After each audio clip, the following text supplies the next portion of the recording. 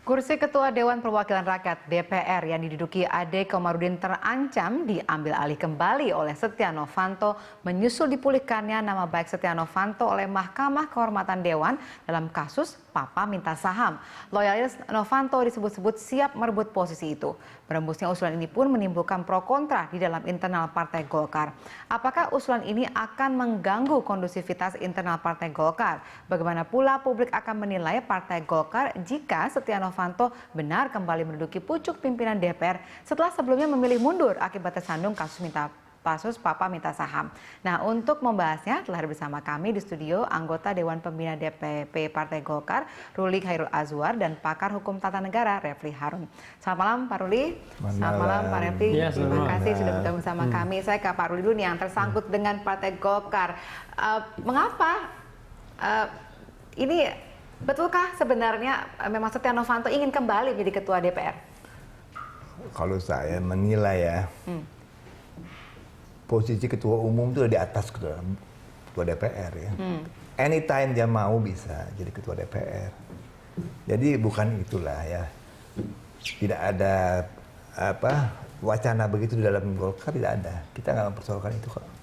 Kita lebih melihat lebih jauh ya, bagaimana posisi ketua umum Golkar ini harus menjadi kondusif, tidak lagi dipersoalkan orang di luar gara-gara masih ada kasus. Ini harusnya dibersihkan semua. Kan dia ketua umum Golkar ya, dan punya hak politik untuk direhabilitasi juga kalau ada hal seperti ini dong. Bukan karena DPR, dia udah pernah jadi ketua DPR kok, buat dia bukan sesuatu yang harus kembali lagi ya. Lebih dari itu yaitu ingin menjaga marwah partai kalau menurut saya. Lalu kemudian kita ketahui sekarang ini sudah ada kabar yang berkembang gitu. Pasti kan ada awalnya. Nah, kalau tadi Anda mengatakan sebenarnya ketua DPR itu adalah di bawah ketua Golkar. Iya. Kenapa ketua umum parpol yang besar ini, kenapa kemudian isu ini bisa muncul? Ya, boleh orang ngomong, masa nggak boleh, orang berpikiran ke sana, masa nggak boleh sih? Ya boleh dong. Ya ada pikiran semacam itu karena memang ada permintaan untuk merehabilitasi nama baik. Saya pikir, what's wrong dengan merehabilitasi nama baik? Apalagi dia ketua umum partai. Tentu untuk menjaga marwah partai kan perlu kita.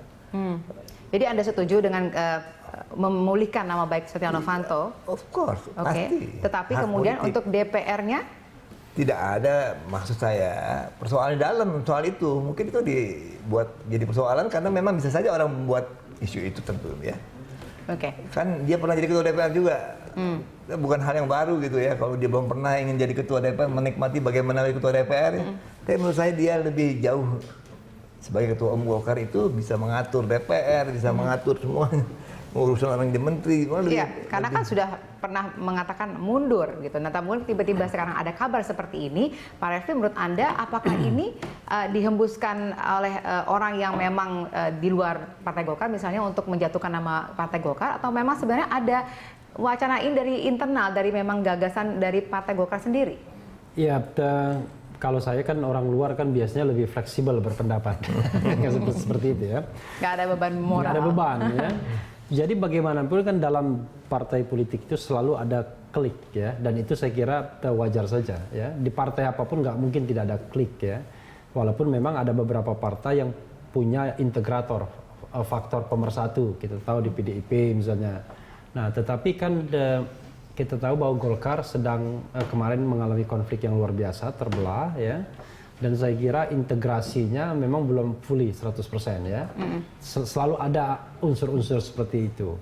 Nah, bisa jadi sebelumnya Setia Novanto tidak berpikir untuk kembali, tapi barangkali kiri kanannya, tentu bukan Bang Ruli ya, kiri kanannya yang membisikkan, Bang atau Pak, bisa nih kembali lagi kan, sudah ada putusan MK, kemudian kita tinggal minta rehabilitasi, berarti kan Abang atau Bapak kan nggak ada masalah, dan kursi ketua DPR itu adalah milik partai politik. Nah, ini yang menurut saya kekeliruan dari sisi undang-undang. Jadi memang ini hukum positifnya ya, tetapi saya mengatakan cara membuat hukumnya itu nggak benar. Nggak benarnya begini. Kalau dulu memang ketua DPR itu milik partai politik. Kenapa? Karena otomatis partai pemenang itu langsung menduduki jabatan ketua DPR seperti Marzuki Ali. Karena itu terserah Demokrat mau mendudukkan siapa, yang penting dia anggota DPR. Dan terserah Demokrat juga mau merecall atau mencabut jabatan itu. Ya. Tetapi ketika ketua DPR itu pemilihan, mestinya tidak demikian paradigmanya. Tapi kan kita tahu kan, konsep undang-undang yang lama itu ujungnya itu diukir sedikit kan, gara-gara ada KMPKIH. Jadi ada celah-celah untuk bisa. KMPKIH. Jadi ini pemilihan tapi milik partai politik. Loh, jadi ngapain ke pemilihan kalau begitu? Nah, oke, itu satu soal ya. Hukum positifnya karena sudah kadung mengatakan bahwa ini milik partai politik. Karena milik partai politik ya at any time bisa diganti. Oke. Dan sebagai ketua umum partai politik, Setia Novanto memiliki kemampuan dan kemudian power untuk menggantikan Adekomarudin setiap saat. Oke, itu dari segi hukumnya. Dari sisi hukumnya. Nah, tapi dari segi etika, ketika misalnya orang mendengarkan Setia Novanto namanya sudah dipulihkan saja, sudah ada gejolak-gejolak mempertanyakan. Nah, bagaimana ketika kemudian menjadi ketua DPR kembali? Ya, saya membaginya 3 hal, hukum, politik, dan etika. Dari sisi hukum terpaksa saya mengatakan clear bahwa dia bisa menjadi ketua DPR kembali. Dari sisi hukumnya, karena memang hukum positifnya demikian, karena ini milik partai. Dari sisi politik, saya membaginya 2, politik eksternal sama politik internal. Saya melihat dari sisi politik eksternal itu tidak akan ada pengaruh besar. Kalaupun ada pengaruh jangka pendek, setelah itu selesai. Karena apalagi sekarang Golkar berada di sisi pemerintahan, ya, saya kira partai-partai lain kemudian akan mendukung. Karena kan Golkar kan sekarang lebih PDIP daripada PDIP. Ikonnya dia. Iya, jadi Jokowi sudah jadi ikon Golkar dan lain sebagainya. Karena itu dari sisi politik eksternal menurut saya tidak akan ada guncangan ya. Nah, cuma dari sisi politik internal barangkali akan ada guncangan, tetapi guncangan itu pasti tidak akan berat-berat amat. Karena yang akan terguncang pasti ya barangkali Adekomarudin dan beberapa orang yang mungkin dekat ya. Kalau kita bicara selalu ada di dalam partai itu link-link seperti itu. Tetapi tentu kita tidak lagi melihat rivalitas yang luar biasa seperti Agung Laksono dan Abu Rizal Bakri kemarin.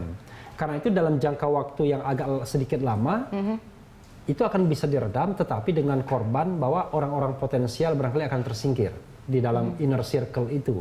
Jadi ya dia tetap menjadi anggota DPR, tapi barangkali bukan orang yang aktif, orang yang barangkali menunggu bagaimana kemudian kekuasaan itu berganti dan untuk kembali menjadi orang-orang penting atau figur-figur penting di partai.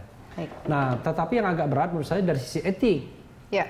Dari sisi etik ini kan yang bersangkutan kan sudah mundur. Kan beda kalau dia diberhentikan. Kalau dia diberhentikan, maka kemudian dia fight untuk rehabilitasi.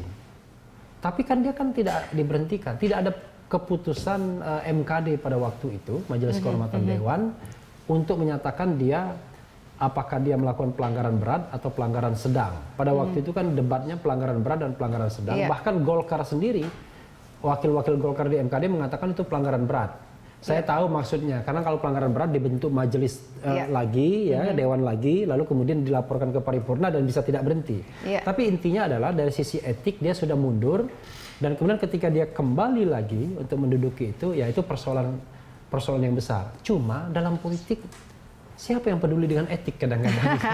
Ketika misalnya soal etik itu tidak memiliki kontribusi dalam misalnya meruntuhkan elektabilitas, mempengaruhi performa partai, apalagi kita tahu bahwa pemilu masih 2019, masih banyak waktu untuk melakukan recovery. Setelah gonjang-ganjing ini selesai. Oke, gitu. Saya ke Pak Ruli, ini kalau kita lihat tadi kan sebenarnya di internalnya pun akan ada mungkin riak-riak ketidaksetujuan ataupun yang juga setuju. Nah, sebenarnya faksi antara yang mendukung Akom dengan loyalis dari Setnov itu sebenarnya sekarang bagaimana hubungannya? Sekarang sudah rekonsiliasi penuh ya, sudah tidak ada persoalan. Makanya perintah daripada Ketua Umum dalam musda-musda daerah akomodir semua kubu. Tidak ada lagi. Di DPP sudah selesai itu semua. Itu tercermin dalam kepengurusan nanti ya, dalam fraksi dan lain-lain. Sudah tercermin semua. Jadi ini sebetulnya nggak ada masalah ya. Cuman kok dilihat daripada persoalan mungkin ya ada yang memutuskan dari dalam apa dari luar kita nggak tahu ya. Tapi sekali lagi saya mengatakan sebagai Dewan Pembina saya melihat tidak ada tuh orang ribut-ribut ya. Tapi ini malah ributnya di media ya, di media. Dan saya kemarin bersama beliau di Bengkulu, kita masih sama-sama menyaksikan bagaimana kepengurusan dari DPD yang baru dilantik itu sudah betul-betul tidak ada kubu siapa-siapa lagi, dan gerak jalan itu 70.000 massa turun ke jalan tuh. Jadi udah Tapi perbincangan mengenai ketua DPR ini bagaimana, sempat tidak Enggak, sebetulnya ya wajar saja ya kalau memang dikhawatirkan masih ada bekas daripada persaingan antara Akom sama Setnov dalam Munas. Tapi itu semua kita usahakan untuk konsolidasi semuanya. Oke, baik. Kita akan lanjutkan perbincangan ini setelah jeda berikut. Pemirsa tetaplah bersama kami.